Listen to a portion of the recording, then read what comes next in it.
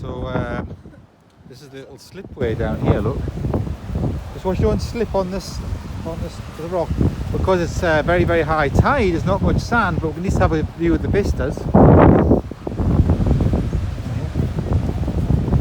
No dogs. No dogs allowed. Yeah.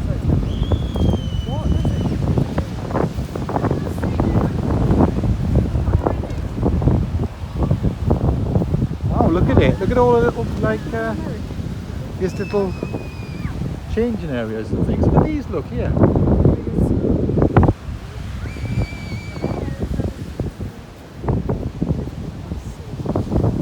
Look at them all these little hut things on the.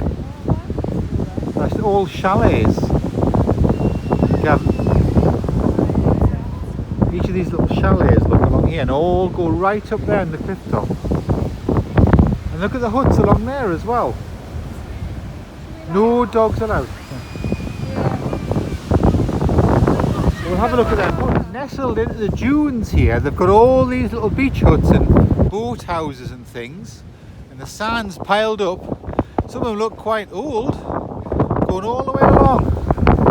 These beach huts. All the way along the beach there, look. Amazing, isn't it?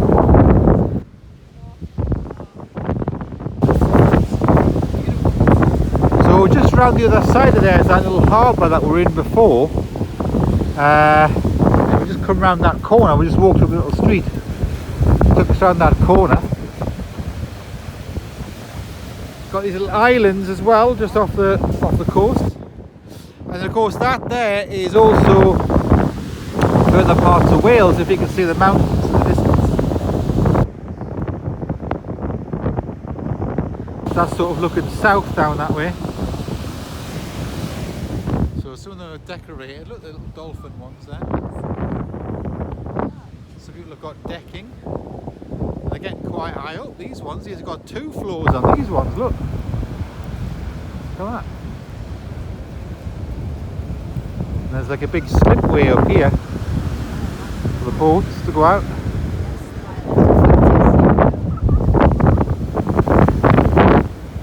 Alice is wearing my coat. It suits so well, doesn't it?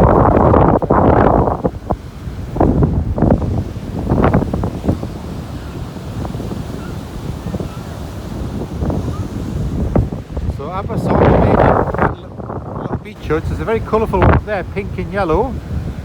All of these types.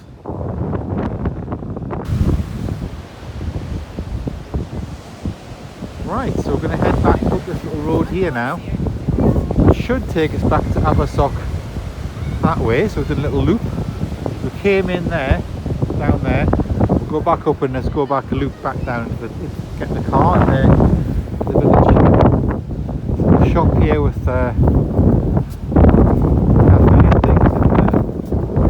So it said that high tide was 8:47 this morning. So it's now just, what time is it now roughly? About 9:30. 10 to 10. 10 to 10. So yes, the tide's going down now.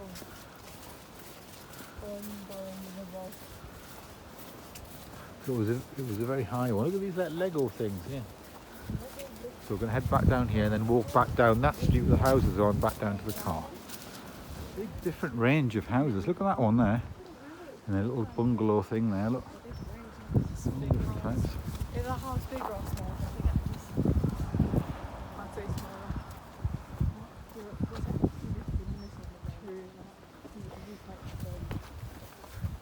Yeah.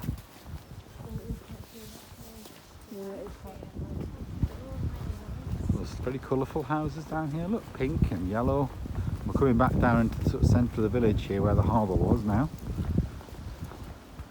There's a little pharmacy, butchers and a baker's there. Loads of little cafes and things, clothing shops.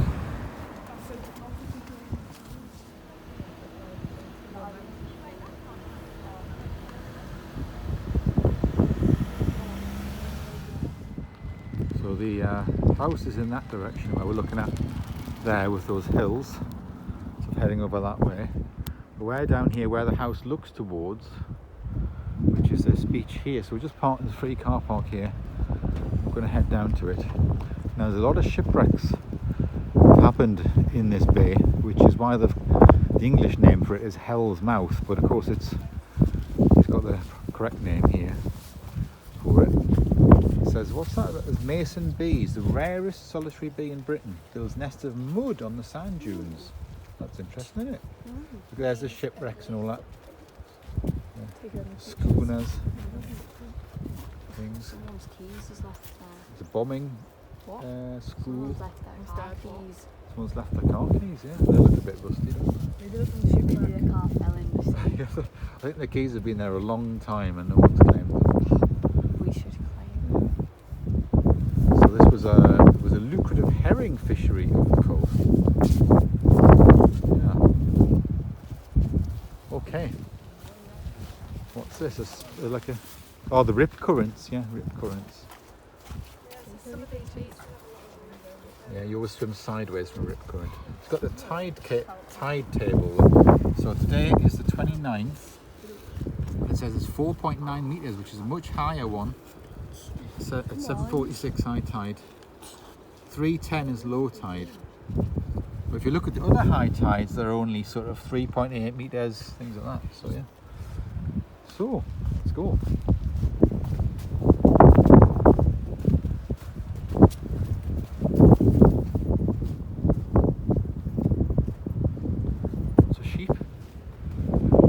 Hear the waves.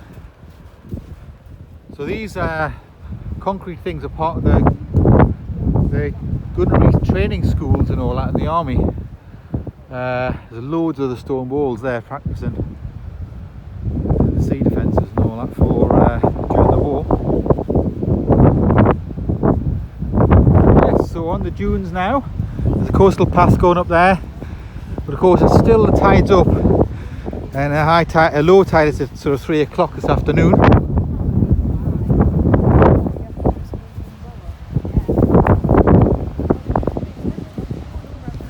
So I think it says that there's plenty of sand here at low tide. There's a stony bit at high tide. Strong rip currents and large breaking waves. Look at that.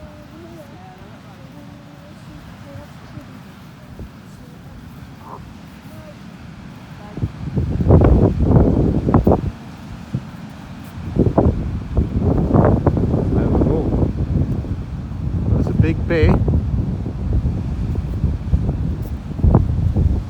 It's got some cliffs over that bit and then sand dunes on this bit. It's quite rocky here, isn't it?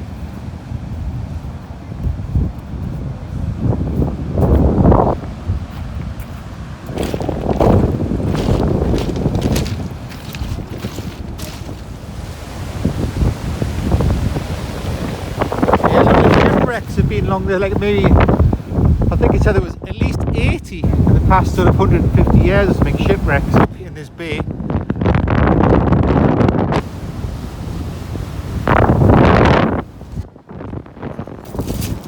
Incredible range of colours of rocks on the beach. So I just picked a range here. I've got a complete black, fantastic smooth one. Then look at that, sort of speckled and incredible. And there's like a perfect white one as well. So we've got the whole mixture there. But there's all amazing colours, reds, greens. Look at that one. All amazing colours of the different rocks, the different geologies, like green ones. Look at that, how green that is. It's a green one. Reds, greys, blacks, whites. The full range. Very, very variable. It's not like dominated by one geology. There's like a lot of different minerals and things here. Look at that. Oh yeah, that's a good one, yeah. Yeah. Nice.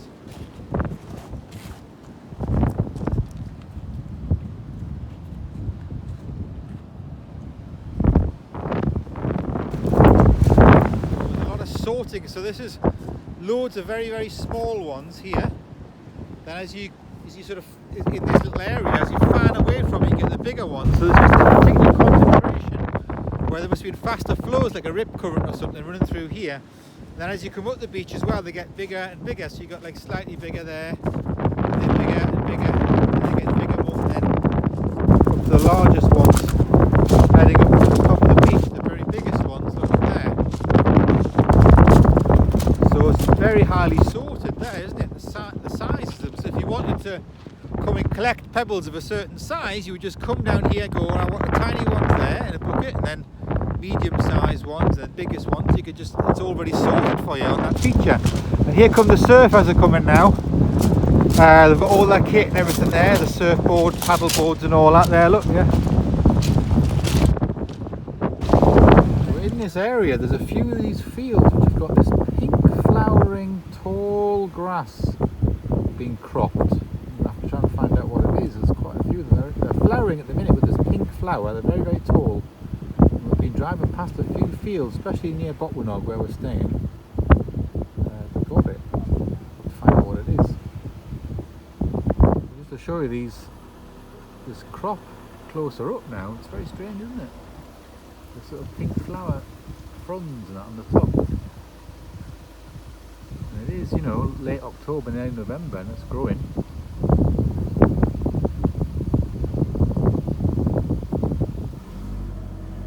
Okay, so found out what the crop is. It's actually an energy crop, and it's not native at all. It's from Southeast Asia.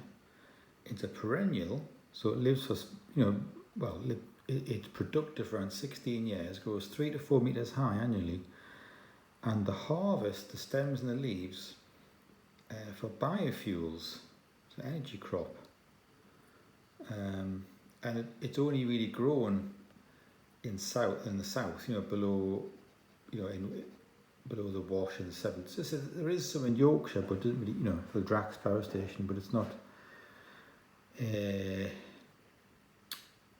It's not that. It needs warmer weather. So yeah, harvested annually. Limited pest and disease. Low inputs of fertilizer and water because it utilises them better. Yeah. So that's what it is. It's Miscanthus. It's a woody grass species. That's what's in the fields around here. It's amazing. And it must just stay in those fields like for 20 years or whatever, and they harvest it every year.